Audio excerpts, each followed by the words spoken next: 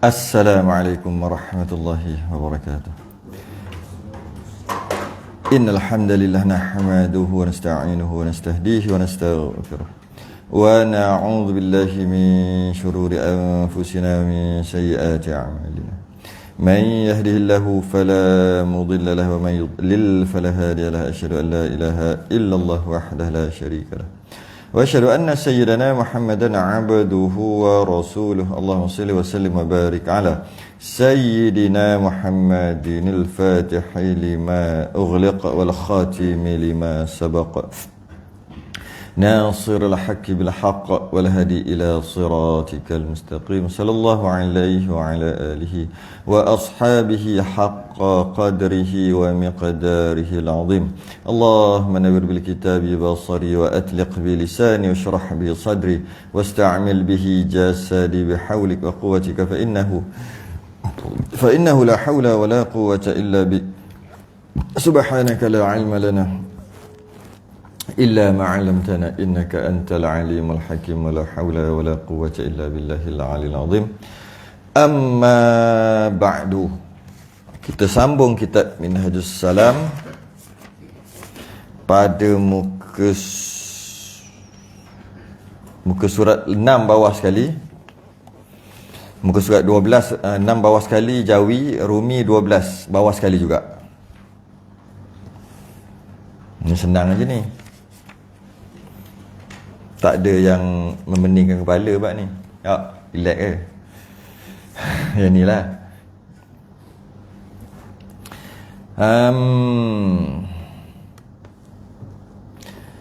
Qala al-mu'allif rahimahullahu ta'ala wa nafa'ana wa iyyakum bi'ulumihi fid darain amin ya rabbal alamin. Dan wajib kita i'tiqad, wajib kita pegang pula dengan maksud juga. Dalam kitab lama dia pula dengan juga ni dia dulu sama. Sebab tu kita baca tak kena pula ni kan. Kadang-kadang juga jadi pula jadi juga. Sebenarnya dia terjemah daripada kitab Arab. Aidan ni ada dua makna. Juga satu, pula satu. Pula dengan juga. Jadi bila kita baca kitab ni, kalau kata pula tu tak sesuai, kita cuba tukar juga. Baru kena kan. Jadi kat sini juga ni. Dan wajib kita i'tiqad pula. Dan wajib kita i'tiqad juga. Juga dengan maksud sebelum tu kita disuruh i'tiqad yang 10 malaikat. Sebelum tu cerita pasal malaikat. 10 malaikat tu wajib i'tiqad adanya malaikat. Kemudian kita wajib i'tiqad juga. Apa dia? Yang lain lagi. Bahawasanya seafdal makhluk. Afdal ni sebaik-baik makhluk. Bila sebut makhluk tu selain daripada Allah lah. Yalah, selain daripada Allah makhluk lah. Selain daripada Allah makhluk. Makhluk ni macam-macam. Dia ada tumbuh-tumbuhan, dia ada binatang, dia ada benda yang tak hidup, benda beku, benda macam batu tu, macam dinding, ada benda. Ada manusia, ada jin, ada iblis, macam-macam, ada setan. Tu makhluk lah semua tu. Ada planet, matahari, bulan, semua tu lah. Sebut satu-satu tak habis. Dalam banyak-banyak tadi semua, dia mesti ada peringkat. Yang ni yang terbaik. Yang kedua, yang tiga kan. Yang terbaik adalah Nabi Muhammad SAW. Makhluk nombor satu. Tak boleh lawan yang lain. Dia duduk nombor satu. Kemudian daripada darjatnya, martabat segala, ulul azmi. Nanti dulu, ulul azmi. Jadi seafdal makhluk makhluqatika sayyidina apa yang biasa kita dia menyanyi itulah makhluqat sama apa dah lupa lah. Apa yang mula-mula nak cerita seafdal makhluk lah, itu maksud seafdal makhluk. Mula-mula dia macam mana tak tahu lah, tengah-tengah je tahu, biasa lah tu. Makhluqatika sayyidina kan, macam mana kan, yang awal tu. Dia kata afdal makhluqat, afdal makhluk. Kita biasa nyanyi je, kita tak faham. Tu maksud afdal makhluk. Dengan maksud nombor satu, dia terbaik. Bila sebut terbaik, dari segenap segi. Dari segi kehambaan dia terbaik, dari segi manusia dia terbaik, dari segi segala-galanya lah, cantik dia terbaik, cerdik dia terbaik, semua dia terbaik. Sebab tu dia panggil seafdal-afdal makhluk. Nabi kita lah. Jadi maknanya bila kita punya Nabi sebaik-baik makhluk, kita umat dia sebaik-baik umat. Gitu lah. Dia akan jadi ikatan kat situ. Sahabat Nabi sebaik-baik sahabat. Sebaik-baik sahabat lah kita, kawan. Sebaik-baik sahabat Nabi. Okey. Dan apa yang Nabi cakap ataupun suruh sebaik-baik suruhan. Dia kias banyak benda. Dia kias banyak. Apa yang Nabi buat sebaik-baik perbuatan. Apa lagi? Jadi apa yang keluar dekat Nabi semua baik. Sebab Nabi itu paling baik. Baik dengan maksud afdal. Dan kita kena i'tiqad tu. Kalau tidak berdosa. Kalau kita rasa yang orang lain ke yang lebih, berdosa. Kita kena pegang Nabi sebaik-baik makhluk, seafdal-afdal makhluk. Maksimum nisbah manusia, dia duduk nombor satu. Dia duduk nombor satu. Tak boleh lawan yang lain. Dan kalau kita tengok, Nabi kita diutuskan untuk semua rahmatan lil alamin. Sedangkan Rasul terdahulu dia diutus untuk umat dia je. Kalau umat dia Bani Israel, ya Bani Israel, untuk Bani Israel je. Dia tak perlu berdakwah dengan Bani Melayu. Tak perlu. Sebab dia untuk Bani Israel. Kalau dia diutuskan untuk kaum tu, kaum tu. Nabi kita, dia diutuskan untuk semua kaum. Okey, satu. Nabi dan Rasul yang lain, dia diutuskan untuk zaman dia je. Habis dia, selama berapa ratus-ratus tahun, orang tukarlah agama tu. Tapi Nabi kita sepanjang zaman sampai kiamat. Itu kelebihan. Nabi kita diutuskan untuk jin juga. Rasul-rasul yang lain dia tak diutuskan untuk jin. Nabi kita diutuskan untuk jin. Oh, hebat. Malah dia diutuskan untuk pokok, binatang dan sebagainya. Maksudnya bukan diutuskan untuk ajar binatang tu, ajar pokok tu. Maksud menjadi rahmat. Rahmat bagi yang lain. Maka macam tu layaklah dia duduk nombor satu. Malah pendapat Imam Malik, Madinah dengan Mekah mana lagi besar, lagi afdal. Lagi afdal kita kata Mekah sebab ada Kaabah. Tidak, kata Imam Malik lah. Imam Malik seorang je kata gini. 3 imam lagi kata sebaliknya. Imam Malik kata Mekah lebih afdal, lebih besar, lebih hebat lah daripada Madinah, lebih hebat daripada Mekah.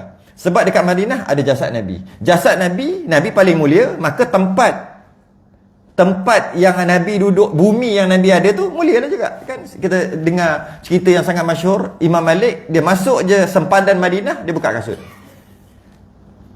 Kerana dia kata, macam mana aku nak pijak sedangkan kekasih yang aku cintai, makhluk yang paling afdal ada dalam bumi tu.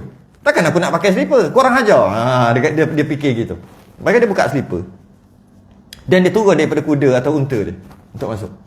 Kita bawa taik kucing daripada Malaysia lagi bawa jejak kan.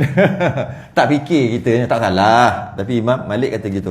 Tapi 3 imam lagi kata tidak. Yang afdal Mekah dan Madinah, Mekah. Kerana dia ada binaan yang paling mulia. Oleh kerana dia ada binaan yang paling mulia, dia jadi tempat yang paling mulia. Khilaf kat situ. Habis.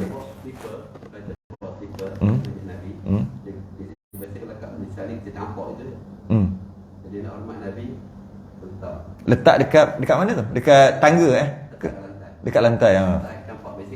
Ya. Ya, betul. Itu antara. Itu kalau orang beramal begitu, dia lebih kepada pendapat Imam Malik. Dia kepada Imam Malik. Yang imam-imam lain tak ada masalah. Tak ada masalah. Sebab dia kata, tapi yang kata tak ada masalah ni di bumi Madinah. Tapi di sekeliling tanah Nabi ada, maqam Nabi sekeliling, itu ijma' ulama. Itu paling mulia. Di antara langit dan bumi, lagi paling mulia Nabi, kita tahu dah. Tanah ataupun maqam, tanah yang ada di sekeliling Nabi, maqam Nabi itulah kena. Besar mana sangat kan? Tanah di situ, bumi di situ lebih afdal daripada dunia dan langit. Langit dan bumi dan langit dan bumi. Dan seisinya. Seisinya pasti lah. Yang di kawasan tu. Itu sepakat Imam Malik, Imam Syafi'i, semua sepakat. Maksudnya yang dalam bilik hotel kecil. Dia tak kata gitu. Dalam kitab dia kata gini. Bumi tempat dimakamkan Nabi. Jadi kita kena fikir juga macam mana nak cakap. Bumi tempat dimakamkan Nabi, ijma' ulama lebih afdal daripada langit dan bumi dan segala isinya. Cuma yang luar-luar ni, yang Madinah yang luar-luar ni. Yang luar-luar jauh-jauh kan berpuluh kilometer je kan. Dia punya besar tu. Itu macam mana? Imam Malik kata sebab ada Nabi kat situ tetap juga dia mulia daripada Mekah. Tapi imam lain kata tidak, Mekah lagi. Yang mana dia setuju kat situ. Cuma kita nak kata macam mana, saya tak reti nak cakap macam mana. Tapi dalam kitab betul lagi tu. Bumi yang dimakamkan Nabi lebih mulia daripada langit dan bumi dan segala isinya. Jadi kalau kita mudah bodoh-bodoh faham, sekeliling tu lah. Ataupun pemakaman tu lah kot. Besar mana? Macam mana? Besar tu lah. Bukan yang dia tutup tak bagi orang masuk, bukan. Itu dah keluar dah kan. Ni yang kat dalam tu. Orang dulu dengar cerita, orang dulu boleh tengok. Orang sekarang tak boleh kan, dia tutup. Nak intai pun tak boleh. Tak boleh intai. Lompat ke atas. Kalau ada lompat mesti orang lompat naik atas dah. Jadi itu lah, lebih mulia daripada langit dan bumi dan segala isinya. Itu sepakat ulama. Habis tentang Nabi. Ringkas je ni. Kemudian ini kalau nak panjang kita akan masuk Kifayatul Muhtadi nanti. Dia lagi panjang tak habis lah jauh. Dia detailkan satu-satu. Kemudian daripada darjatnya selepas Nabi, ataupun kemudian daripada darjat ni maksud nombor 2. Yang duduk nombor 2 apa? Kan nombor 1 Nabi. Segala ulul azmi Nabi ataupun Rasul ulul azmi. Rasul ulul azmi 5 termasuk Nabi kita lah. Jadi kalau dah Nabi kita dah ambil tu, tolak lah kat situ kan. Tapi Nabi kita ulul azmi juga, jadi 4 lah. Ibrahim, Musa, Isa, Nuh. Betul kat turutan tu macam salah je. Tak kisahlah, janji betul. Turutan salah tak apa, janji betul. Betul kan? Turutan betul. Nabi Ibrahim, Nabi Musa, Nabi Isa, Nabi Nuh.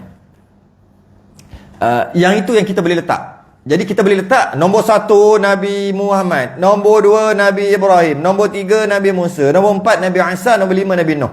Kita boleh kata gitu. Kenapa kita boleh kata gitu? Kerana mereka ulul azmi. Azmi itu azam lah. Ain, za, mim. Azmi, tukar balik jadi azam. Maksudnya ulul, mereka yang bersungguh-sungguh, ulul albab. Mereka yang bersungguh-sungguh untuk berazam. Jadi kerja dia apa? Kerja dia menyampaikan. Bersungguh-sungguh menyampaikan. Dan kenapa ada perkataan bersungguh-sungguh? Rasul lain tak bersungguh-sungguh ke? Rasul lain bersungguh-sungguh juga. Yang ini dia sungguh-sungguh, kaum dia pun sungguh-sungguh menentang. Dia pun dengan bersungguh-sungguh lagi untuk terangkan balik. Kaum dia bersungguh-sungguh lagi reject. Itu masuk ulul azmi. Kalau setakat Rasul bersungguh-sungguh menyampaikan, semua Rasul. Cuma kaum dia ada terima, ada yang tak terima. Selang lama sikit terima balik. Macam kaum Nabi Yunus kan? Kaum Nabi Yunus mula-mula tak terima. Lepas Nabi Yunus patah balik, lepas dia kata 3 hari akan turun azab, Nabi Yunus pun keluar daripada tempat tu, takut azab kena pada hari yang kedua. Rupa-rupanya dia orang beriman pada hari yang ketiga. Itu yang Nabi Nuh kena Nabi Nuh pula, Nabi Yunus kena makan ikan tu. Dia keluar-keluar lah, dia kata aku tak tahu umat aku. Umat aku beriman, lepas tu ingatkan dah kena bala dah. Sebab dia keluar awal. Dia keluar awal daripada tempat dia. Sebab turun wahyu kata 3 hari lagi. Kalau macam tu maknanya memang bersungguh-sungguh. Tapi yang ni tak, yang 5 orang ni, dia dakwah umat dia tentang, dia dakwah tentang kena gitu, kena ancam bunuh, kena gitu, kena gitu. Dia pula macam-macam masalah. Maka dia berazam juga untuk menyampaikan dengan bersungguh-sungguh. Dia panggil ulul azmi, ada 5. Dan kita dibenarkan untuk meletakkan ranking. Dibenarkan Nabi Muhammad, Nabi Ibrahim, Nabi Musa, Nabi Isa, Nabi Nuh. Ini kita boleh letak ranking. Selain daripada 5 ni, kita tak dibenarkan meletak ranking. Nombor 6 Nabi Ilyas, nombor 7 tak dibenar. Seolah kita macam membeza, pandang Nabi ni kurang sikit, dia seolah-olah gitu. Yang 5 ni kenapa? Kerana Nabi sendiri yang bagi tahu, ulul azmi. Yang lain Nabi tak bagi tahu, jadi tak boleh letak ranking. Yang lain kita kata apa? Bakinya ni yang bawah dia. Sambung. Kemudian pula nombor 3. Kita senang cerita, Nabi kita nombor 1, ulul azmi 4 orang nombor 2. Kita anggap gitulah. 4 orang ni nombor 2. Kita ambil kelompok 4 orang nombor 2. Kemudian nombor 3, segala yang tinggal daripada Nabi yang menjadi Rasul. Makna Rasul yang 25 tu lah. Dan Rasul 25 tu kejap, 25 ke tak? Bukan, yang 300. Yang 300 lebih. Kan Rasul ada 300 lebih. 314 lah, 313 lah, 315 lah. Hari tu lah. Okey. Yang ni Rasul, yang ni duduk ranking ketiga. Duduk nombor 3. Ya bukan yang 25 sebab yang 25 termasuk yang 300 tadi ni. Yang 25 tu wajib diketahui fardhu ain. Tu yang 25. Yang ni Rasul 300, ada 300 lebih. Itu duduk ranking yang ketiga. Kemudian pula martabat segala nabi-nabi yang tiada menjadi suruhan daripada Tuhan. Maksudnya nabi saja. Ada 1 2 5 0 0 0. 100 apa? 1 laksa, apa lupa bahasa dulu kan. Satu apa? 125,000, lebih kurang lah. Kena cerita banyak lah, 100,000 macam tu. Itu Nabi saja, dia bukan Rasul. Yang itu duduk ranking keempat. Yang tu kita boleh. Tapi kita tak boleh letak Nabi Khidir lebih daripada Nabi, tak boleh. Cuma dalam segi kumpulan boleh, kita kumpul. Berterabur tak apa. Berterabur tak apa. Kita cuma nak dia punya golongan itu, saya kira nombor 4. Nombor 1 Nabi. Nabi kita. Nombor 2 ulul azmi. Ulul azmi tadi salah satu. Ulul azmi sebab Nabi sendiri yang bagi tahu. Betul. Yang lain tak boleh. Dia seolah macam menghina pada lah. Bila kita mengangkat satu Nabi yang lain, kita seolah-olah menghina, bukan menghina, menjatuhkan Nabi satu lagi. Seolah-olah, walaupun kita tak niat. Jadi tak boleh letak. Habis yang ni boleh letak 5, dah Nabi sendiri yang letak. Macam tu lah. Ada orang dia letak, dia suka Nabi ni, dia suka Nabi ni. Dia suka tu maksud dia letak afdal tu. Hati dia kata gitu, tak boleh. Tak adalah sampai kufur apa, tapi tak boleh. Hati tu, hati. Dia suka Nabi Khidir. Tapi Nabi Ilyas tak apa sangat. Macam tu. Dia macam tu pula dia. Apa hal lah? Kau apa hal lah? Kenapa nak beza-beza kan? Letak sekali. Tiada menjadi suruhan. Kemudian pula martabat segala kepala malaikat.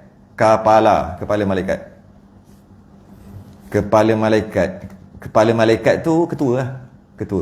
Kepala malaikat ada yang besar, VIP ada 4. Tapi kalau sebut kepala ada 10 lah. Yang kita wajib fardhu ain. Jibril menyampaikan wahyu, Mikail pengatur rezeki, Israfil tiup sangkakala, Israel pencabut nyawa, Malik jaga neraka, Ridwan jaga syurga, Raqib tulis amal baik, Atid tulis amal buruk, Munkar penyoal dalam kubur, Nakir pengazab dalam kubur. 10 ni fardhu ain wajib orang tahu. Tu kepala. Sebab tu sebahagian ulama mengatakan 10 ni bukan nama malaikat. Kita biasa dengar tu nama malaikat, tak apalah kita ambil contoh tu dalam kitab kita pun gitu. Saya nak bawa contoh lain. Ada ulama kata sebenarnya itu bukan nama malaikat. Itu nama department. Saya yang tahu lah, nak bagi senang faham. Department. Jibril lah tak? Jibril ketua je. Jibril bukan department. Jibril betul nama malaikat Jibril. Tapi yang lain tu department. Department Mikail. Maksudnya mengatur rezeki. Jadi banyak ramai malaikat ni. Semua mengatur rezeki. Namanya department Mikail. Ketua ke? Dia ada ketua. Dia ada ketua. Ketua dia, tapi Mikail tu department. Bukan nama. Ada kata gitu. Macam yang mencabut jauh Israel. Tak kau tengok lagu Bila Israel. Apa? Selimut putih. Dulu lalu dengar kat radio. Sekarang tak ada dengar dah kat radio. Israel tu itu tak semua ulama terima nama tu. Tak semua. Sebab Israel ni katanya Israeliat. Nama. Bukan malaikat tu, nama Israel. Nama dia Malikul Maut. Kul yatawaffakum malakul mautil ladzi. Malak maut, malaikat maut. Wukila bikum thumma ila rabbikum turja'un. Jadi dia panggil department maut. Dalam tu semua malaikat maut. Sebenarnya bukan nama malaikat tu. Dia department, kecuali Jibril. Jibril aja dia tak ada department wahyu. Kerja tak ada. Memang dia akan sampaikan wahyu Jibril. Ada ulama kata gitu. Ada ulama kata gini, yang Mikael tu dia ketua. Dan dia ada anak buah dia yang buat kerja. Bukan dia je buat kerja. Dia sekali dan dia ada anak buah dia. Macam itulah. Ada malaikat yang lain. Tapi ada, saya baca. Dia di belah-belah India. Dia memang berpendapat macam tu lah. Tapi benda tu bukan tak ada apa-apa pun. Cerita apa? Cerita sekadar nama je kan. Kalau Israel, kalau dia cabut-cabut setok ke dia? Itu yang dibahaskan oleh mereka yang kata tu department. Ada ramai, ada 18 juta malaikat malaikat department Israel. Kau department mana? Aku maut. Uish, bahaya macam tu. Dia banyak. Sebab tu dia boleh cabut serentak. Tapi yang mengatakan macam dalam kitab kita, dia tak kata gitu. Macam mana dia boleh serentak? Dia apa? Dia cahaya. Tup. Memang tak terasa. Malah adalah hadis mengatakan Israel ni ketika cabut nyawa, macam kita makan hidangan banyak ni, kita makan macam mana? Cobek. Gitu aja dia. Sebab dia besar. Dia cobek gitu. Makan. Dia tak ada kata nak makan kena, tak ada. Ulu-ulu, tak ada. Semua makanan ada kat sini lah. Kalau kita nak rasa, bodoh pun, bodoh. Baru kena. Saya boboh. Macam itulah dia ambil nyawa gitu. Ada kata yang mengatakan itu bukan department. Itu nama. Sebab il tu kalau dikaji maksudnya hamba. Ismail. Il tu hamba. Isma tu apa? Isim. Ismail. Nama kan? Nama isim kan? Macam tu lah. Dia kalau macam Mikael. Dia kaji rupanya il tu hamba. Mika tu macam berkaitan dengan ni lah, berkaitan dengan rezeki-rezeki gitu lah. Ada orang punya bahasa dulu. Jadi maknanya malaikat ni semua dia panggil hamba Allah. Israfil, Israf. Apa benda? Carilah tu masuk tanduk ke, masuk apa ke. Oh, ini maksud dia. Tu orang kaji-kaji bahasa. Cuma sekadar nak share je. Dia tak ada kisah pun macam mana pun. Yang penting yang fardhu ain bukan tadi. Tu cabang. Yang fardhu ain adalah 10 tu beriman. Wajib beriman 10. Tahu satu-satu. Bila disebut, ingat. Bila sebut je, Jibril dah tahu. Malaikat. Tu fardhu ain. Jadi kepala malaikat yang 10 ni, sebab dia duduk di bawah para nabi. Dia duduk bawah nabi. Maknanya manusia kalau kena gaya lebih tinggi daripada ketua malaikat. Kalau kena gaya, iaitu nabi lah. Tak adalah sekarang, maknanya tak boleh dah lah. Sebab nabi dah ditutup. Last kali nabi kita. Cuma kena gaya, manusia boleh lebih daripada malaikat. Walaupun manusia ada nafsu. Kita tengok bawah ni, kita jumpa kat bawah. Dan kemudian pula martabat segala orang yang khawas. Khawas tu jamak daripada khas. Khas tu khas lah. Dikhaskan. Khas tu apa? Untuk yang khas lah. Orang yang dikhaskan. Orang yang dipilih. Ya? Segala orang yang khawas daripada segala manusia. Manusia ramai, tapi orang itu dipilih. Mudah kata, wali lah. Senang cerita. Kan? Wali lah. Orang yang Allah pilih. Dia duduk bawah kepala malaikat yang 10. Maksudnya martabat. Hebat tu. Okay? Dan yang wali ni, khawas ni termasuk para sahabat Nabi. Duduk situ lah. Duduk dekat khawas. Mereka yang dipilih. Mereka yang dikhaskan. Kemudian pula martabat segala awam daripada segala malaikat. Selain daripada 10 tu, dia panggil malaikat awam. Malaikat kebanyakan. Malaikat awam. Orang awam. Malaikat awam. Malaikat awam. Jadi, yang ni saya nak beritahu ni. Yang mana orang khawas, dia duduk martabatnya atas daripada malaikat, sedangkan malaikat tu tak ada nafsu. Memang duduk tinggi. Tapi manusia, dia boleh tinggi daripada makhluk yang nama malaikat. Walaupun malaikat tu tak ada nafsu, sebab padanlah dia duduk tinggi sebab dia tak ada nafsu. Tapi kalau kena gaya, makhluk boleh lebih daripada malaikat. Tapi bukan kepala malaikat. Kepala malaikat tak boleh. Kepala malaikat Nabi dan Rasul dan tak boleh lah. Sekarang dah tak ada dah. Yang duk ada sekarang tu je lah. Yang duk ada je lah. Yang lepas. Jadi kalau orang sungguh-sungguh, dia boleh lebih baik ataupun martabat lebih daripada malaikat. Lebih daripada malaikat. Malaikat apa? Malaikat biasa, malaikat. Kemudian nombor martabat seterusnya. Kemudian pula martabat awam daripada manusia. Kita kebanyakan ni maknanya atas pada kita malaikat.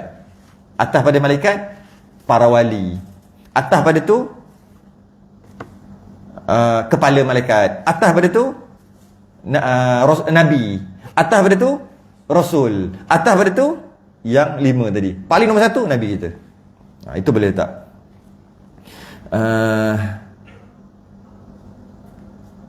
Maka di dalam itu sebaik-baik daripada ahli kurun, iaitu segala sahabat Nabi SAW.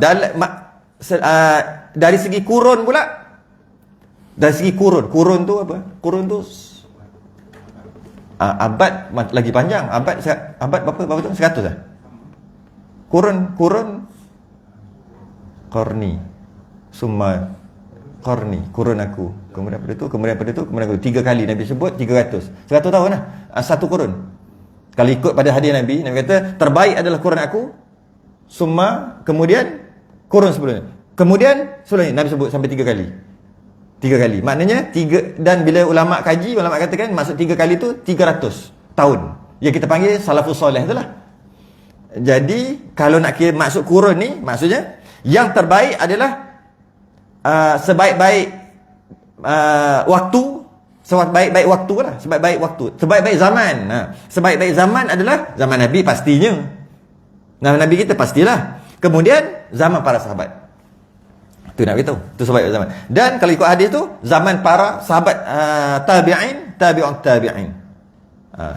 Zaman Nabi terbaik, zaman para sahabat, iaitu manusia, orang yang jumpa Nabi dia panggil sahabat. Kemudian zaman tabi'in, dia tak jumpa Nabi, dia jumpa sahabat. Tabi'in, kemudian dia tak jumpa sahabat, dia jumpa tabi'in, tabi'ut tabi'in. Lebih kurang 300. Imam mazhab 4 semua duduk dalam 200. Area 90 ada, 150 Imam Syafi'i, ada 200, ada 200 lebih. Dah malah yang kita mengaji akidah Asy'ariyah Maturidiyah tu, jalanan sifat 20, duduk dekat 200 lebih. Maknanya salafus soleh yang terbaik. Yang terbaik. Cuma mereka wafat pada 300 lebih. 300 hijrah lebih. Tak hafal pula berapa.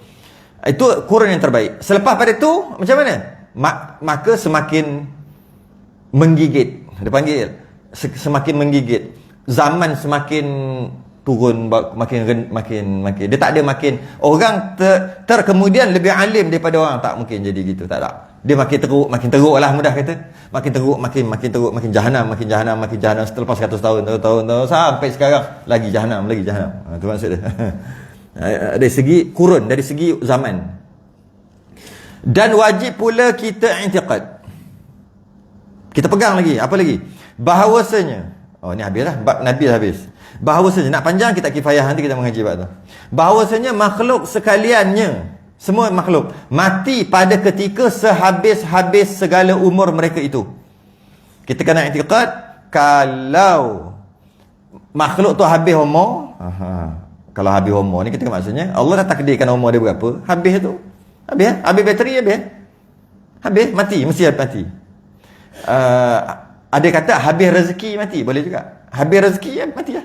Ada kata habis umur. Ada kata Allah dah tentukan umur dia berapa, sampai masanya mati. Takkan mungkin lebih. Kena pegang gitu. Yang ni tak ada masalah kot. Sebab kita selalu tengok orang mati. Tak ada masalah untuk kita pegang.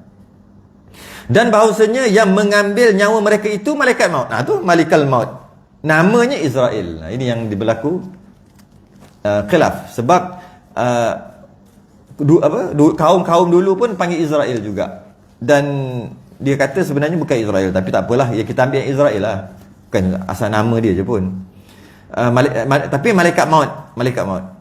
Dan bahawasanya segala mereka itu, tapi malaikat maut ni bukan mematikan. Yang saya baca ayat tadi lah. Qul yatawaffakum. Yatawaffa, wafat.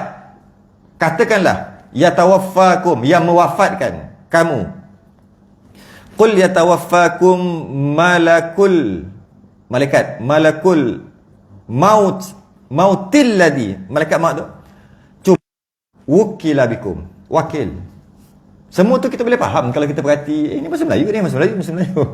Kita je baca tu. Qul yatawaffakum, katakanlah. Yatawaffakum, wafat. Matilah. Bila seorang tu mati? Malakul maut, malaikat maut. Malakul maut alladhi yang wukila bikum. Yang jadi wakil. Wukila, wakala, wakil. Wakil apa? Wakil Allah. Wakil untuk cabut nyawa. Tapi yang mematikan Allah, bukan malaikat maut. Dan bahawasanya segala mereka itu ditanyakan orang. Dan bahawasanya segala mereka itu ditanyakan orang mereka itu. Kemudian daripada. Dan bahawasanya segala mereka itu. Mereka itu, segala mereka itu.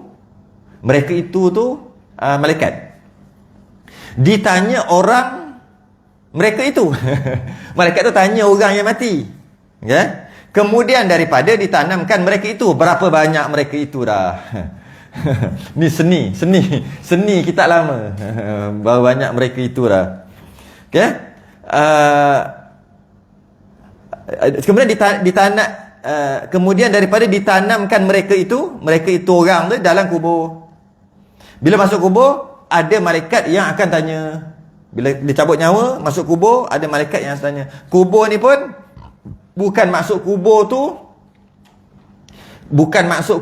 tu kubur Melayu. Bukan. Alam kubur bukan maksud kubur Melayu. Kubur Melayu tu kubur. Jadi macam mana? Kubur tu maksud satu alam lain. Alam lain.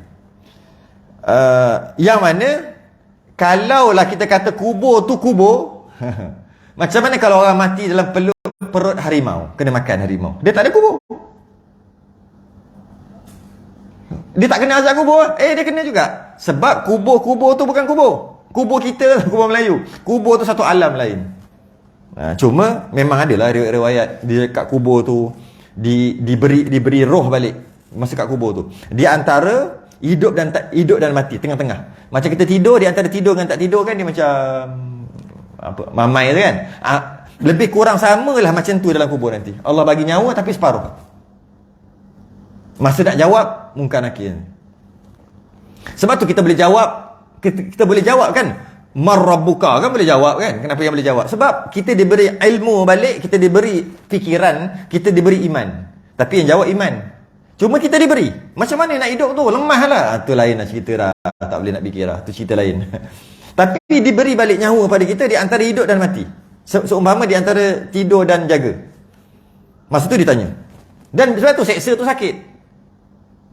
Cuma kalau disebut kubur, alam kubur, bukan masuk kubur tu. Dia ada alam lain. Orang mati tak ada kubur pun dia ada alam kubur dia.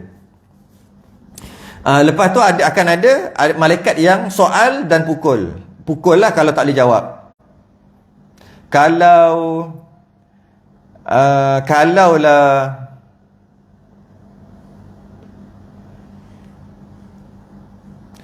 Kalaulah orang yang tak beriman dengan azab kubur, para ulama meletakkan tak kafir. Tapi berdosa besar, fasik. Siapa yang tak beriman kata tak ada azab kubur ni, tak kafir. Tapi jangan kata tak ada hari kiamat, hari kebangkitan. Sebab dia hari kebangkitan tu rukun iman, percaya kepada hari akhirah. Cuma ulama kata akhirah itu adalah yang pertama kubur, azab kubur gitu-gitu macam-macam dia listkan. Tapi asalnya adalah hari kebangkitan, hari akhirat. Tak percaya pada hari akhirat, kufur. Tak percaya kepada azab kubur, dosa besar. Dosa besar.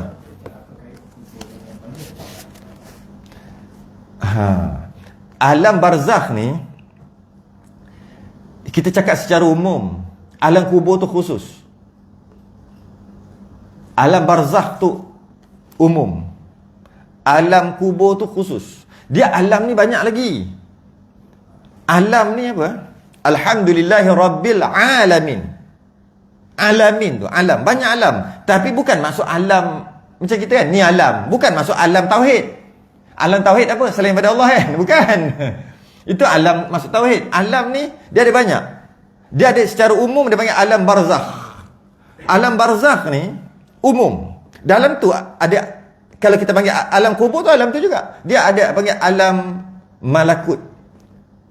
Dia panggil ada panggil alam jabarut. Macam mana tu? Dia ada alam jin.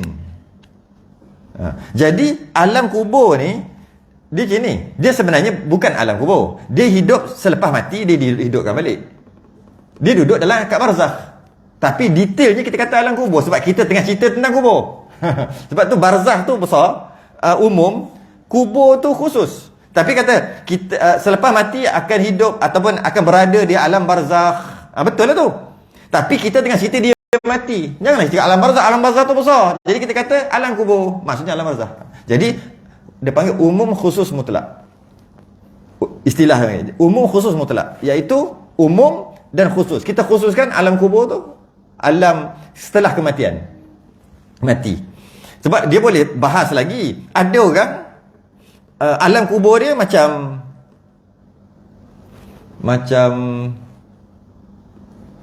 taman syurga. Ada orang macam lubang daripada lubang-lubang neraka. Itulah alam kubur bila kita nak cerita tentang kubur. Tapi secara umum tu alam barzakh lah tu. Alam barzakh. Di antara alam dunia dan alam akhirat. Dia tengah-tengah. Dia panggil barzakh. Di antara alam dunia dan alam akhirat dia panggil barzakh. Secara umumnya gitu. Azab kubur ni ada peristiwa yang paling masyhur, Nabi pacak pelepah tamar. Selalu dengar lah. Kemudian Nabi kata yang dalam tu kena seksa. Maka Nabi pacak pelepah tamar. Maknanya adalah. Itulah azabnya. Adalah. Okay. Melainkan segala orang yang ditentukan mereka itu oleh Allah Ta'ala dengan dia. Ada orang yang tak dapat. Tak ada. Dia tak ada azab kubur ataupun azab kubur lah. Azab tu tak ada. Tak ada soal jawab, tak ada. Malah, kita tengok ni, dengan tiada periksa. Periksa tu yang tanya tu lah. Yang itu periksa. Mereka itu seperti setengah daripada segala wali-wali, bahawasanya segala mereka itu dibangkitkan mereka itu pada hari kiamat. Maksudnya dia tahu-tahu bangkit hari kiamat je. Dia tak ada periksa. Maksudnya dia tak ada azab kubur. Mungkin himpitan kubur ada. Dia himpitan kubur, himpit. Masa masuk kubur tu dia himpit. Himpit. Orang beriman lega balik. Kemudian tengok jadi taman ke jadi apa. Tapi himpit semua kena. Kecuali para nabi, para rasul, orang yang istimewa lah. Kalau kita semua kena. Orang baik pun kena, orang jahat pun kena. Himpitan dia panggil. Contoh dia gini. Begitu. Bumi tu macam peluk. Bumi memeluk. Okey, lama, tak tahu lah berapa lama. Lepas tu baru lepas. Kalau orang beriman. Kalau orang tak beriman, terus sampai kiamat. Dia panggil himpitan. Semua orang kena himpitan. Himpitan kubur. Cuma lepas tak lepas. Lepas pada tu dia lepas ke tak? Dia kata kat sini ada orang wali-wali. Maksud wali-wali tu bukan wali aja.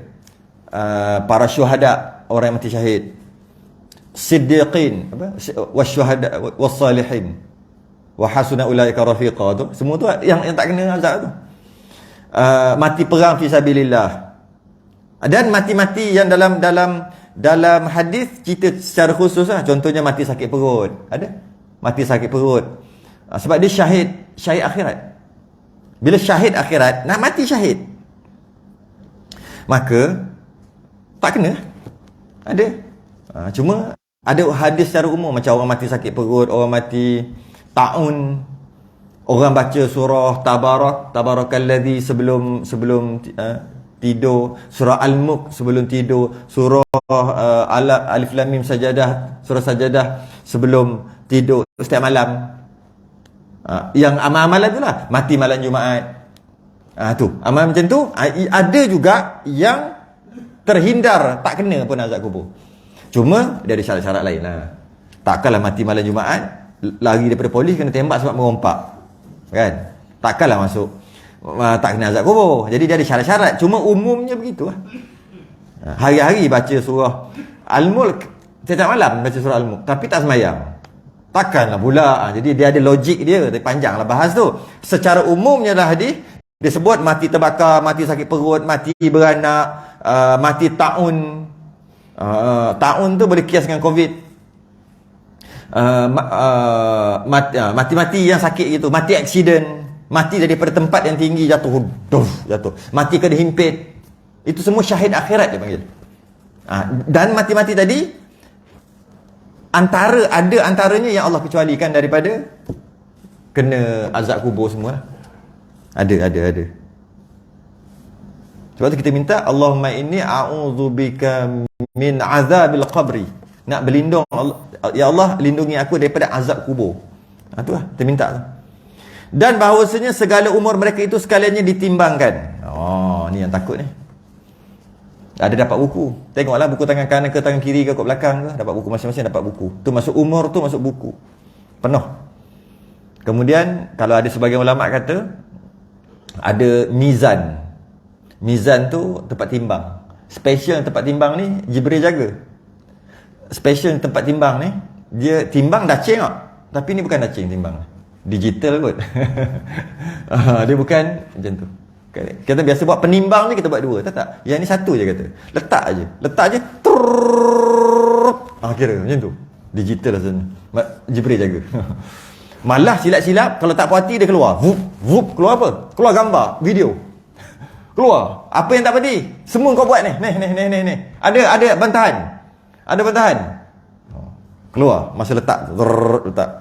Dia punya buku. Dapat sebelum tu dapat buku dulu.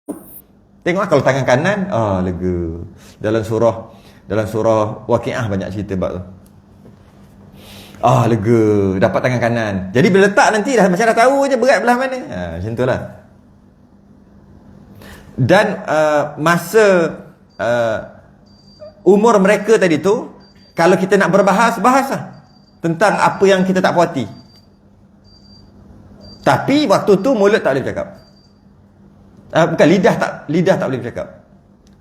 Al-yawma nakhtimu ala afwahihim. Pada hari tu kami tutup mulut mereka.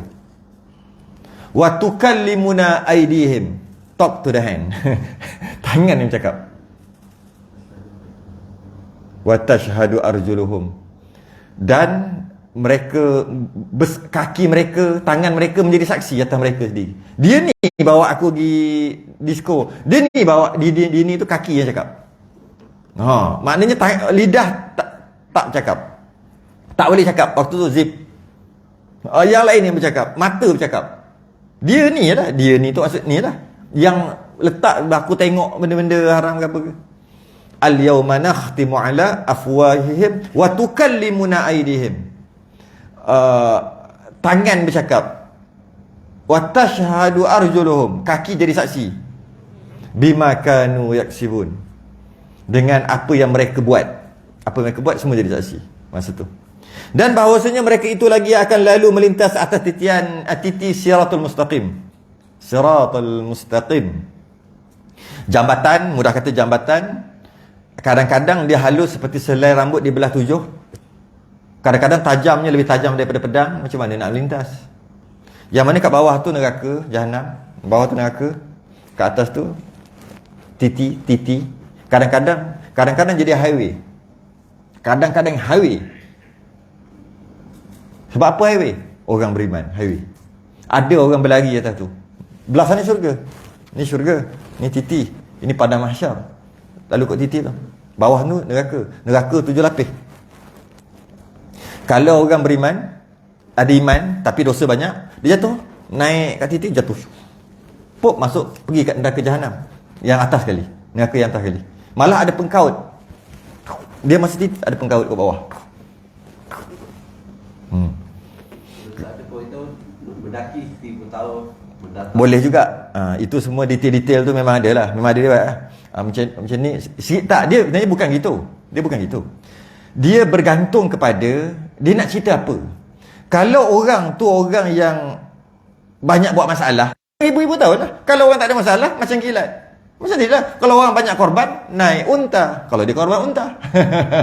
Jadi tak boleh kita kata semudah itu 1000 tahun. Tapi faham maksud dia. Ada orang sampai bukan mengangkat, ngesok. Bila ngesok kan lambat.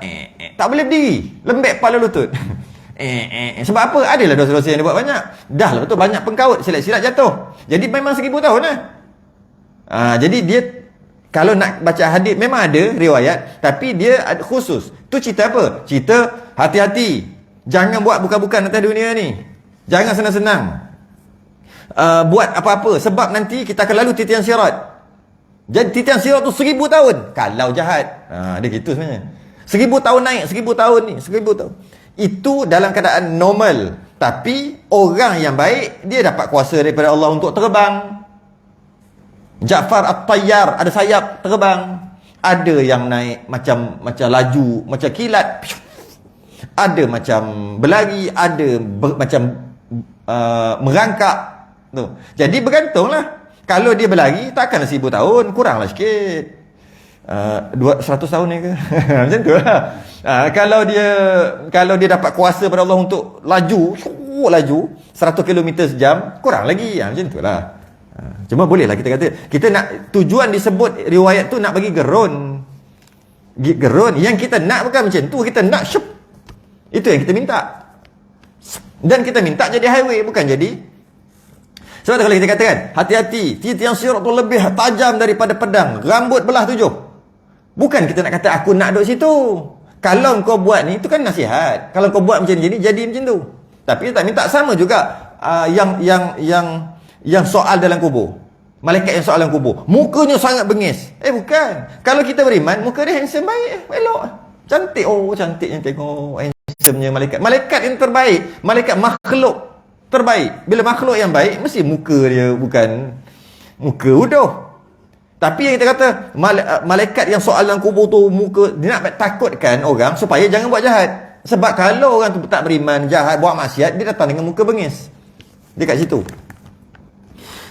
Melintas. Bila katalah dia tu tak beriman, alamak, hilang tanda. Jika dia tu tak beriman, dia jatuh tu, syut, ni neraka jahanam ni. Jatuh syut. Neraka dah kat sini, tak pergi situ. Orang yang beriman, orang yang ada iman, dia jatuh macam mana?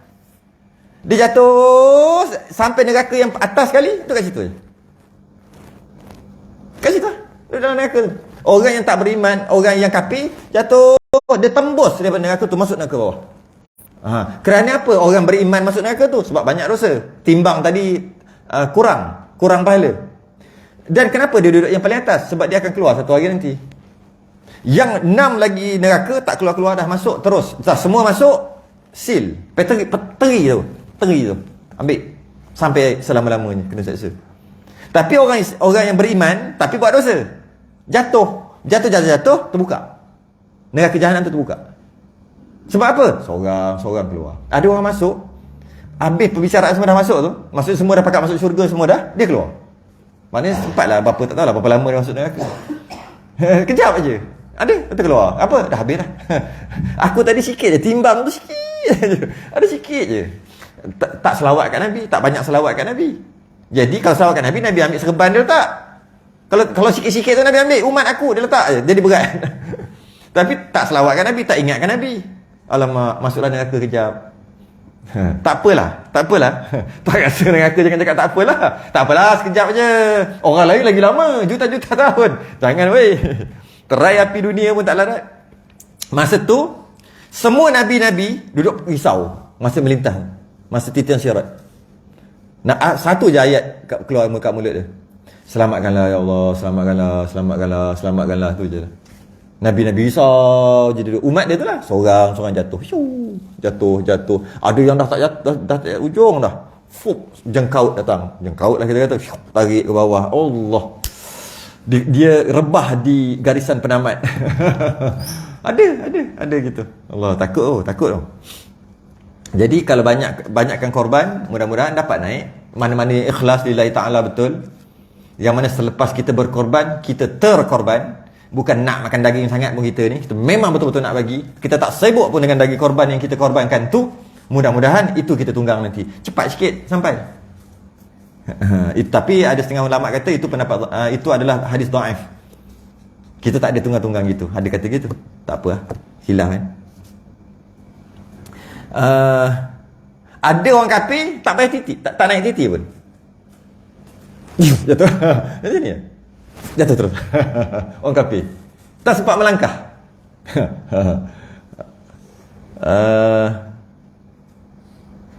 Belum sempat berperang dah jatuh tersungkur. Belum nak langkah dah tersungkur. Ada.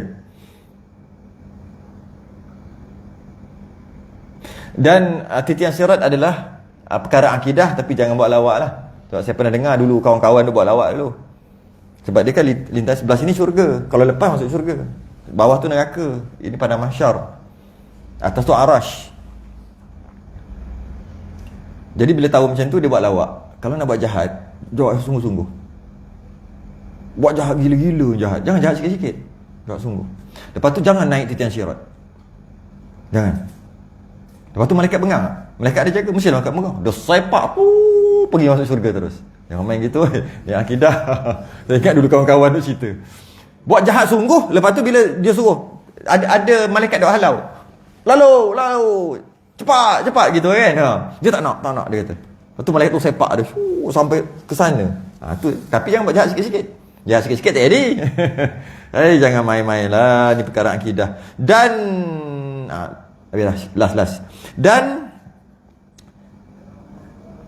Dan bahawasanya segala mukminin orang yang beriman lagi akan minum mereka itu daripada telaga Nabi.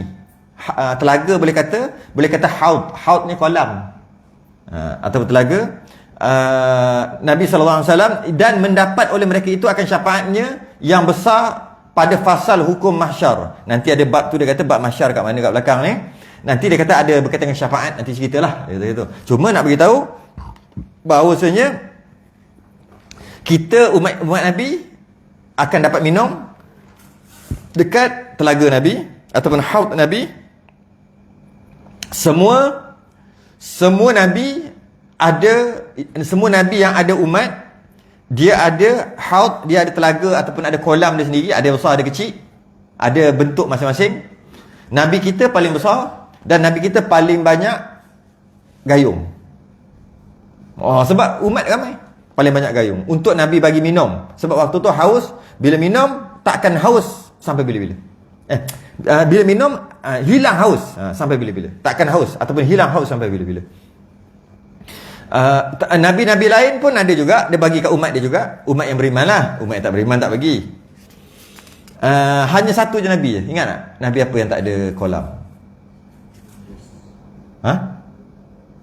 Nabi apa? Lupa lah. Nabi apa?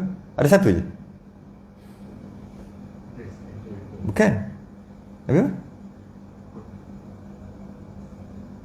Lupa lah. Dia ada unta. Nabi Saleh. Banyak lupa sekarang ni. Nabi Saleh. Nabi Saleh dia special. Dia bagi susu dekat umat dia. Sebenarnya sama je, tak kisah, yang penting Amin hilang tu je, nak beritahu tu lah. Dia tak ada telaga.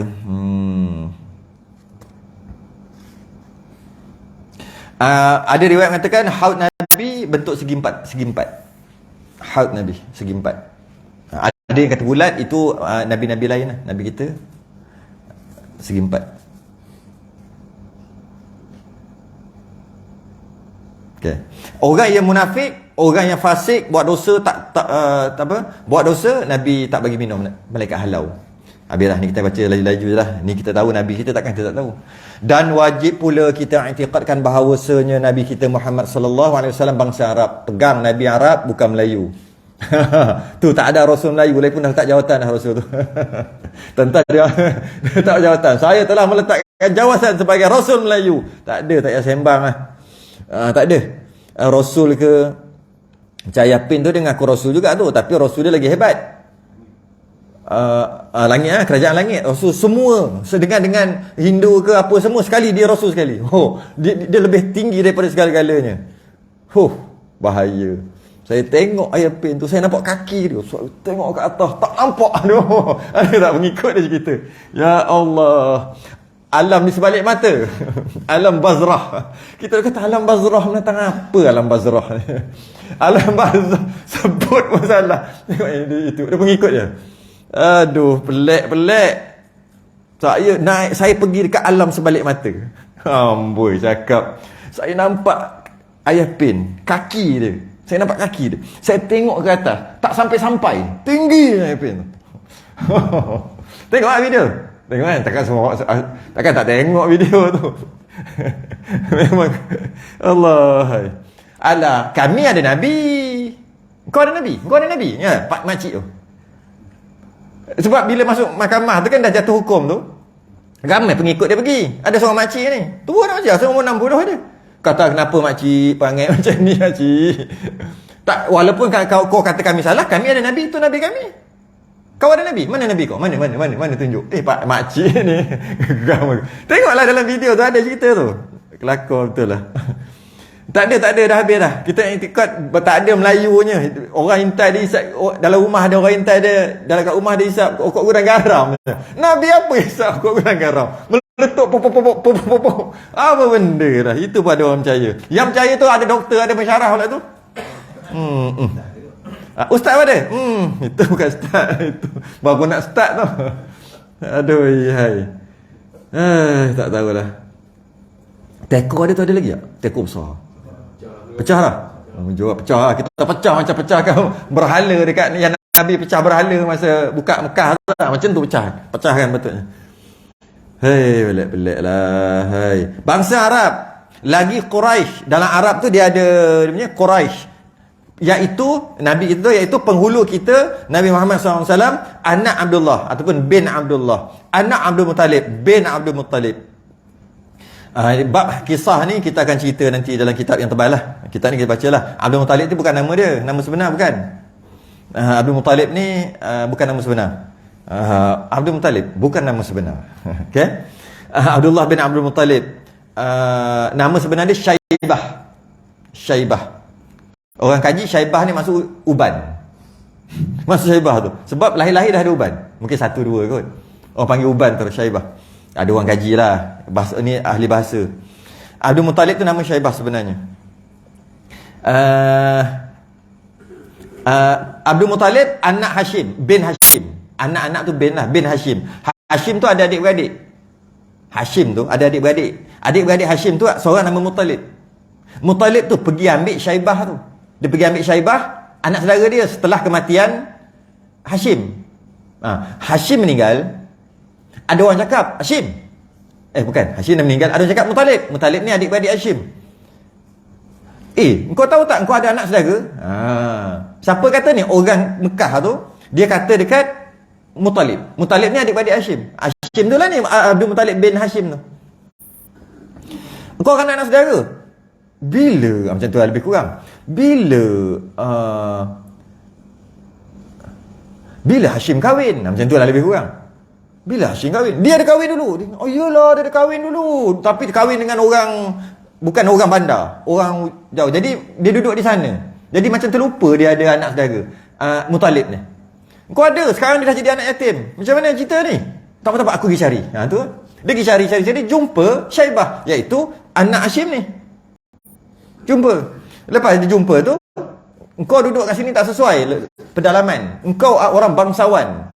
Engkau punya keluarga semua hebat-hebat tu. Syarikat besar-besar dekat Mekah. Kejora Holding semua ada tu, besar-besar tu dekat Mekah tu. Jadi bila macam tu, kau tak boleh, kau tak sesuai duduk sini. Duduk sana. Banyak harta kita kat sana. Ikut. Tapi dia orang kampung. Syaibah ni ikut pakcik dia nama Muttalib, adik-beradik Hashim, bawa. Jadi bila macam tu, masa nak turun sampai Mekah, nak turun barang, orang tengok. Orang tengok Muttalib beli hamba kot, hamba baru kot. Padahal anak saudara dia. Akhirnya orang panggil hamba Muttalib. Abdul Muttalib. Tu Abdul Muttalib. Nama Syaibah. Muttalib tu adik-beradik Hashim. Anak Abdul Manaf bin Abdul Manaf. Abdul Manaf tak boleh letak nama anak Abdul Manaf. Kita akan bahas dalam kitab panjang. Hukumnya haram letak anak nama Abdul Manaf, walaupun keturunan Nabi. Tu kitab panjang lah. Anak Qusay, anak Kilab. Kilab ni kalbun, anjing. Nama sebenar dia lain. Kita masuk kitab panjang baru kita cerita. Kenapa nama anjing? Sebab dia ketika perang dia duduk depan macam anjing. Macam tu. Anjing dulu bukan Mughalazah. Tu nama tu, ingat? Mughalazah. Keturunan Nabi, ya tak? Dulu kita Mughalazah baru aja. Baru zaman Nabi. Kilab, anak kilab. Kilab tu maksud anjing. Kalbam min kilabik. Itulah dia. Yang kita baca doa dalam sembahyang tu. Tak sah sembahyang kau. Kau sebut anjing. Sah baca. Yang kalbam min kilabik ya qahar ya jabbar ya muntakim kan. Allahumma ya munzilal kitab, yang kita baca kunut nazilah. Anak Murrah. Anak tu bin Murrah, bin Ka'ab, bin Lu'ay, bin Fihr, bin Malik, bin Nadar, bin Kinanah, bin Quzaimah. Saya sebut bin lah, saya tak baca lah anak tu kan. Sebab tu maksud dia. Bin Mudrikah, bin Ilyas, bin Mudar, bin Nizar, bin Ma'ad, bin Adnan. Mengikut sebagian ulama, siapa tak hafal sampai sini berdosa. Sampai Adnan berdosa. Sebahagian ulama yang muktamad 3 je. Muhammad bin Abdullah bin Abdul Muttalib. Nasib baik. Sebagian ulama kata siapa tak hafal sampai Adnan berdosa. Dan bondanya Aminah binti Wahab, anak Abdul Manaf. Ni Abdul Manaf ni tak ada kena-mengena. Bukan tak ada kena-mengena, bukan Abdul Manaf yang Nabi. Yang keturunan Nabi kan ada Abdul Manaf tadi kan? Bukan, orang lain. Jangan kata Abdul Manaf sama tak, orang lain. Anak Zuhrah, anak Kilab. Ni sama. Anak Kilab ini sama. Maknanya bertemu titihan tu dekat Kilab. Itu belah bonda Nabi. Dan wajib apa sampai situ je, sampai Kilab je lah. Sebab lepas Kilab dia kembali lah balik kepada atas tadi. Kilab bin Murrah balik lah, bin Ka'ab. Jadi titihan tu bertemu dekat Kilab. Dan warna tubuh Nabi putih bercampur merah. Putih bercampur merah. Kita haram i'tiqad Nabi hitam. Nabi gemuk ke dempol. Haram kata gitu. I'tiqad gitu, haram. Nabi pendek kemetot. Tak boleh. Nabi cun-cun. Nisbah seorang manusia terbaik. Warna dia hitam merah. Warnanya putih merah. Haram kata hitam. Putih bercampur merah. Nak cakap tak nak macam mana? Putih-putih merah lah. Dan bahawasanya ia kesudahan segala Nabi pesuruh. Dia last, tak ada dah lepas tu. Dan bahawasanya ia diperanakkan diperanak tu lahirlah di Mekah. Tempat dia sekarang ni dah jadi maktabah, perpustakaan dekat Mekah sekarang. Arab Saudi tak jaga. Teruk sungguh, patut jagalah. Dan dibangkitkan dengan dia. Dibangkitkan tu maksud jadi rasul lah. Dibangkitkan tu maksud dilantik menjadi rasul umur 40. Dibangkitkan dengan dia. Dan berpindah ia ke negeri Madinah Al-Munawwarah. Bukan lari bukan jadi pelarian Dia berpindah. Istilah yang hijrah. Hijrah ke Madinah setelah umurnya dekat-dekat 52 tahun. Bukan, dekat-dekat 53 tahun. Madinah Al-Munawwarah. Kemudian daripada Isra' dan Mi'raj di Mekah. Setelah setahun 6 bulan, setahun 7 bulan Isra' Mi'raj, dia pergi hijrah ke Madinah. Dan wafat ia, ni semua kena wajib pegang ni. Tak pegang berdosa ni. Kena tahu ni. Sebab tu dia buat ringkas dia. Dan wafat ia dengan dia di dalam rumah Aisyah. Dia wafat dekat rumah Aisyah. Rumah tu dengan Masjid Nabawi dia sama dulu. Dia keluar pintu, masuk masjid terus. Dekat bilik tu. Dekat bilik. Dekat rumah tu maksud bilik Aisyah. Dan ditanamkan padanya jua. Jasad para Nabi dan Rasul bila wafat tak boleh pindah. Sebab tu kita sunat kalau meninggal kat situ, tanam kat situ. Jangan pindah-pindah. Ikut Nabi. Tapi tak berdosa. Cuma terbaik meninggal kat situ, situlah tanah kubur kita. Tanam kat situ. Walaupun anak cucu kata nanti senang nak ziarah. Ya, hari raya pergi. Tak senang ziarah pun. Kata je mula. Alah, tanam sini lah. Bawa balik kampung lah. Bawa balik kampung, makan masa, naik van, naik itu, naik ini. Lama nak sampai. Silat-silat 3 hari baru boleh ke bumi. Allah, nanti senang nak ziarah. Yalah, mula-mula 2 bulan pertama. Lepas tu tak ada dah. Jadi, tanam di situ. Kita tengok. Ulama-ulama meninggal tanam situ. Para sahabat pergi China. Dakwah. Tanam China. Ada kubur para sahabat. Alah, Tuan Guru Datuk Harundin asal duduk kat mana? Mereka mana? Jauh nak ziarah. Asal itu sebab dia kata kalau dia pembedahan ni macam tak berjaya, meninggal ke bumi kat situ. Jauh-jauh lah. Sebab nak tiru Nabi walaupun tak wajib. Lagi satu lagi, kalau nak bawa balik ke Malaysia, kalau naik kapal terbang, katanya dia kena keringkan, dia kena keluar semua cecair. Semua cecair, darah semua cecair. Jadi tak tahu lah, jadi kering, jadi bungka pelek aku, jadi macam mana tahu. Berkedut habis, bukan kedut. Hilang, dia kena buang semua cecair nak naik kapal terbang. Tak tahu lah undang-undang apa tu, macam mana, kenapa. Takut penyakit ke, virus ke, takut bom ke, apa-apa tak tahulah. Tapi itulah dia punya syarat. Jadi eloklah tanam tu kat situ. Dan bahawasanya syariatnya telah mengubahkan segala syariat yang telah dahulu. Dulu ada hukum-hukum sendiri, Nabi kita diutuskan terpadam ataupun terbatal semua syariat dulu. Terbatal. Malah Nabi Isa turun nanti pun kena ikut syariat Nabi. Sepatut dia ada syariat dia sendiri, Nabi Isa. Tak boleh. Bila dia diturunkan nanti masa Dajjal nanti, dia kena ikut syariat. Dia semayang 5 waktu. Dia bayar zakat semua. Sebab terbatal yang lain. Yang terdahulu atasnya. Lagi ia berkekal hukumnya. Dan hukum tu kekal sampai kiamat.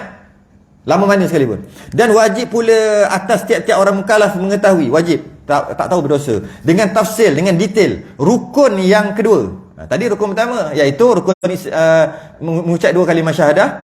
Iaitu asyhadu an la ilaha illallah. Allah dah cerita tentang sifat 50 tu yang kita bincang. Kemudian Muhammadur Rasulullah dah bincang dah habis. Lepas tu dia kata yang itu masuk pula yang kedua. Rukun Islam yang tersebut dahulu, maka iaitu semayang 5 waktu kan. Kan yang kedua rukun Islam semayang 5 waktu, maka iaitu terhenti ia atas beberapa syarat dan nafi mani'. Dan semayang tadi tu, sebab rukun Islam yang kedua, dia ada syarat nak buat. Dia bukan main boleh bantai aja. Dia ada rukun, dia ada syarat. Dan ada nafi mani'. Dia ada menafikan semayang. Kalau jadi gini-gini tak boleh semayang. Kalau jadi gini haram semayang. Kalau jadi macam ni wajib semayang. Dia panggil mani' ibadah. Penghalang. Macam contohnya haid, haram semayang. Macam itulah kan. Ada yang syarat dan ada mani'. Ada penghalang. Maka yang terlebih dicerita dengan dia, dan dicerita seronok sangat, dia kata seronok terlebih cerita sangat dengan dia daripada bersuci. Nombor 1, sebelum semayang mestilah suci. Maka kami berkata, dah cerita bersuci, kami kata apa? Kami kata kenalah bersuci. Jadi bersuci tu macam mana? Akan datang. Pandai dia buat ayat gitu kan. Maka kami berkata, dan tiada sah wuduk. Cerita pasal bab tu lah. Habislah. Kitabut Taharah akan datang. Sikit saya ada buat, kita akan jumpa lagi esok. Saja nak cakap hari ni je. Esok ada kan? Esok kan? Esok malam sambung lagi. Cuma takut esok tak ada pula. Kalau ada yang tak ada. Saya ada buat daurah di Hotel Mandurah, tak jauh dari sini, berkaitan dengan perempuan. Jadi siapa yang ada isteri, siapa ada anak perempuan, mengaji tentang fiqh wanita, haid, nifas dan isyadah. Satu hari daripada pagi sampai asar, daripada pukul 9 sampai asar. Saya karang kitab tu dah tadi dah pergi apa panggil, cetak dah, tunggu siap aja, dah siap nanti. 11 bulan 3 akan di launch di situ. Di situ. Kalau ada sendiri-sendiri nak belajar ke, ada anak isteri ke, hari Sabtu tu 11 bulan 3. Kalau tak nak belajar pun, bawa isteri, suruh dia pergi jaga anak-anak. Sebab takut kita dipersoalkan sebab kita tak ajar dia. Kalau kita ajar tak apalah, tahu ke tak tahu hukum-hukum tu. Kadang-kadang orang perempuan dia belakang lebih, macam tahu, macam ya tahu. Tanya tak tahu pun. Saya mengajar, saya tahu lah. Konon-konon je, muka macam tahu. Dia tanya semua tak tahu. Anak-anak lagi takut dipersoalkan. Tu fardhu ain tu. Jadi boleh hantar. Kalau tidak pun, kalau setakat nak kitab aja, nanti pergi beli kat situ je lah. Tapi tak boleh masuk lah dewan. Beli balik. Beli 11.3 pagi tu pergi bayar duit balik. Kalau tidak nak masuk dewan, dia adalah daftar dia, kena bagi nama sebelum berapa belah bulan. Lepas tu debat daripada pagi sampai petang kan, nak sewa dewan tu. Jadi anak isteri pastikan bawa pergi, takut-takut dipersoalkan. 11 bulan 3 lah. 11 bulan 3 boleh tanda kalender, pangkah kalender. Tunggu dulu. Kita sudahi dengan tasbih kafarah dan suratan subhanakallahumma wa bihamdika asyhadu an la ilaha illa anta astaghfiruka wa atubu ilaik.